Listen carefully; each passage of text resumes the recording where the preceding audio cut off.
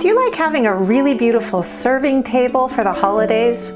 Well, in this video, I'm going to show you how to make a beautiful, elegant, quirky, and unique serving tray. So if you want to see how I made it, well, then follow me.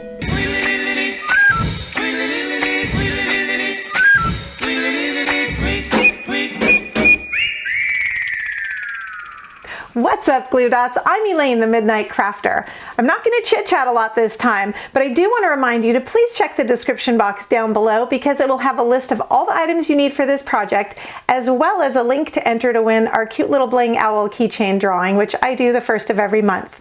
So let's get right into the project. What do you say? Let's do it.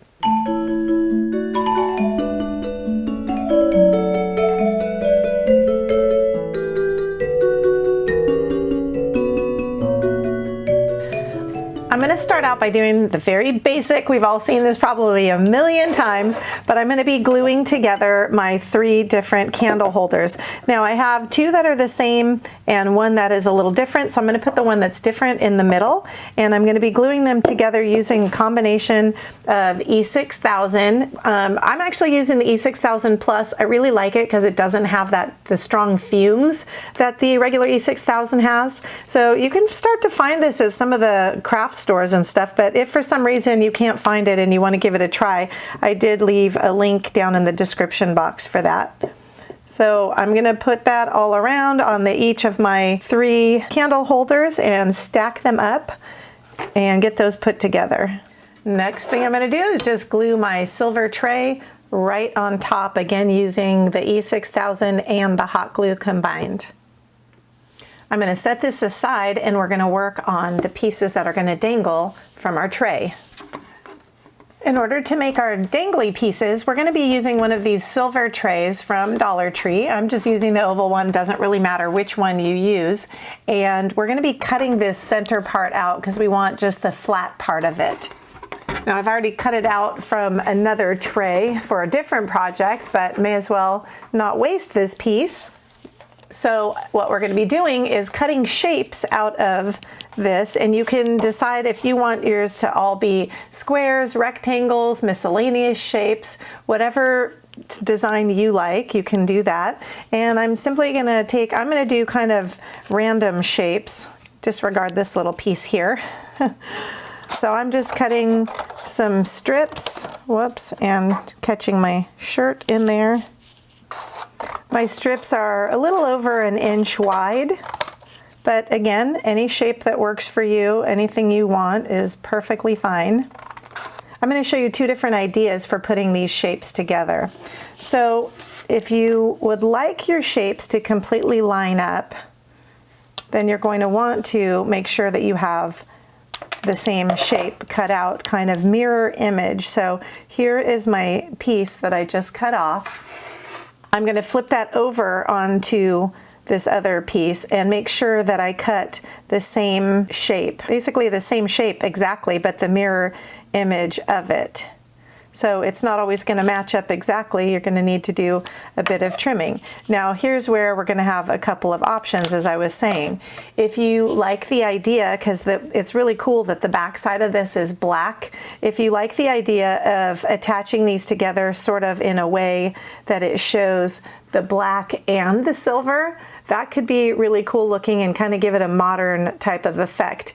If you want it to exactly be matched up, then you're going to want to cut it pretty much to the exact same shape or as close to that as possible, like that, so that whichever way the piece hangs, you'll be seeing the same type of a thing, giving it the effect of a mirror. Now, even still, with cutting them the same, you can offset them if you still want to have that modern look. So I'm going to cut some various shapes, but keeping them paired up so that I know which 2 go together. The easiest way to remember is just cut your piece and then flip it over and then cut. So you can do not only different shapes, but also different sizes, and that's going to add a lot of interest to the piece. Have all my shapes cut out here, and you can see that I didn't even use the entire tray base. You probably won't need it, cut a few pieces out, save that. If you need more, you can always cut more. And now I'm going to be using, I actually got this weave kit at Dollar Tree, which this is perfect because it has the needle that I need and it has the thread. There are actually 3 needles in this kit, which is great because they each have a slightly different bend to them, so you can use them for various projects. So if you are lucky enough to be able to find this in your Dollar Tree, grab it. You can either use this thread that comes with the weaving kit or regular thread, and I'm going to show you the difference. I'm actually going to use regular thread because you can see that there is a difference in the thickness of the two, and I do prefer to have the thinner because it won't show as much, and I think it will just kind of be invisible. Now we're going to be using our silver pony beads and the thread, and what I'm going to be doing with that is just passing it through and tying a piece of thread to the pony bead. So this is what we're going to be using to hang our little shapes and stuff from. So I'm just tying this in a knot, just like this, and I'm going to do a few of these and have them ready and leave the thread, I don't know, maybe about 10 inches or so long. So we're just going to have several of these little pieces to work with. So I've made 16 of the little strings tied to the pony beads just to have them ready to go. We're going to start assembling our hanging pieces now. So we're going to take one of our strings and pony bead and pick 3 different shapes that you might want to put together. So I'm going to be sandwiching this string in between my different shapes. And again, choosing different sizes and stuff kind of gives a real nice feel and a real nice variety to your piece. And I would space these just about maybe an inch or so apart. You don't necessarily need it to be too long either, because you don't want them to hang really far down on the tray. You can make them varying lengths if you want to. You're going to start out by splitting up your 2 mirrored pieces and putting one piece underneath the thread, just like this, and then we'll be sandwiching it with the other piece. So I'm going to put some hot glue on here. You want to work a little bit quickly because you don't want that hot glue to get cooled off and create bulk in between. And then we're simply sandwiching the thread in between the 2 and give it a good press so that, again, you don't have too much space between the 2 pieces. Then just work on your next piece. Now I did try doing this with the E6000, but it takes a little too long to dry, and the hot glue works well as long as you work quickly and you don't overdo it with putting too much. And this is what you're going to create. You can do it all with the plastic squares. I also really like these mosaic square mirror pieces. I got these from Dollar Tree. It's very hit or miss if you can find them. So if you do find them, grab them. They are great. And I've cut off one strip here just to demonstrate a little bit. I'm going to put this aside because this is a long enough piece for me for that particular one. So I'm going to start another one. And I'm going to show you that I'm taking 2 of these mirror square pieces and I'm going to sandwich them in the same way that I did with the silver tray pieces. So just like that, and it's already adhesive, so you don't even have to add any glue to it. And it's already ready to go. So I like to add a few of those in between my regular square pieces here. You don't have to, you can, it's up to you, it's your own project. So I'm going to work on a few of these, and what I did also, I said I did 16 of these string pieces. 8 of them I'm going to prepare using this method I just showed you, and then I'm going to show you what I do with the other 8. Here I have them lined up so you can kind of see the length. These are my finished ones. I'm going to go through and cut all the extra little strings from the top and from the bottom. So cutting it as close to that bottom edge as possible so you don't have any threads hanging down. But I did want to show you also what I was talking about about offsetting them so you get a kind of a combined black and silver. Now this could be super chic if you spray your tray black, or if you spray the base or use the black base, whatever. But adding some black in there and adding these could be also super, super cool. So purely for precaution, up here where we cut the string off, where we had tied our little knot, I'm going to add the tiniest little dab of hot glue so that knot doesn't come undone. Basically, whatever little hot glue is on the tip of your gun will really work just fine. And again, that's purely precautionary so those knots don't come untied. You don't have to do it, but I just feel more comfortable doing it.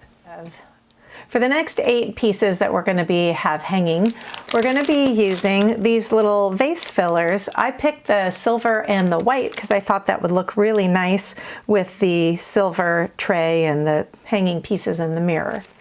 What we're going to be doing here is we're going to be stringing these along on the pieces here that we have left. So I'm going to use my straight needle and thread it through here. Just grabbing one of my pieces that has the bead on the end, and then just picking randomly different sizes, go through and string right through the styrofoam little ball.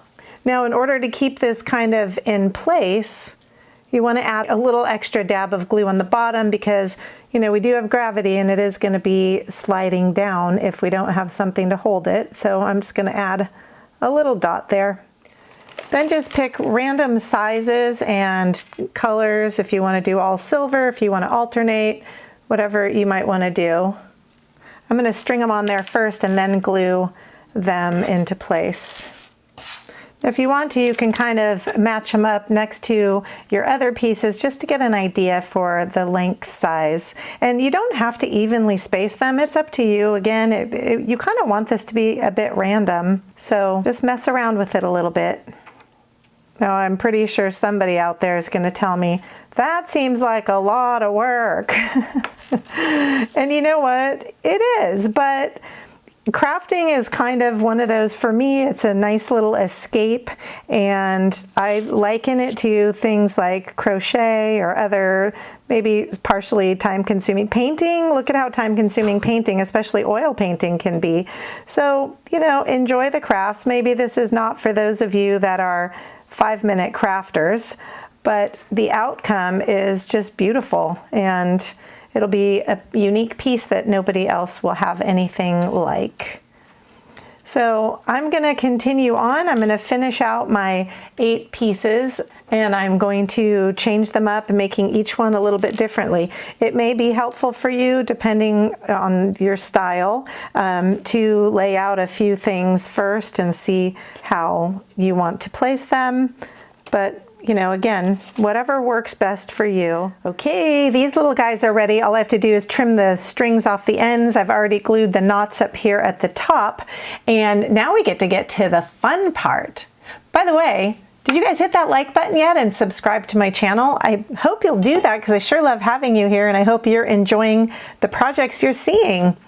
We are going to start attaching these to our base and to our tray here. I'm going to be attaching them on the inside of this bottom scalloped edge here so that they don't really show. And I'm going to be using E6000 as well as hot glue. The hot glue holds up pretty well, but if you're looking at this to hold for long term from season to season, you probably will want to use a bit of your E6000 as well. I'm going to be alternating one of my dealy ball ones with one of the little mirror square ones. So first I'm going to do my E6000 because it doesn't dry as quick. I got to have it ready to go. Just a tiny little dab of that, and then add my hot glue and attach that, as I said, right to the inside on the underside of one of the scallops. So it will hang down just like that. And then the next one on each side of that will be one of the mirror pieced ones. And I'm going to go around and alternate them all. And I'm going to show you this all done. If you would like, if for some reason I don't mind at all and I don't see any seam here, but if you choose to, you can put maybe some bling wrap or something here around the seam line of where you have glued your candle holders together. I'm not going to do that, but it potentially is an option if that is something you want to do. So stick with me. I'm going to show you this.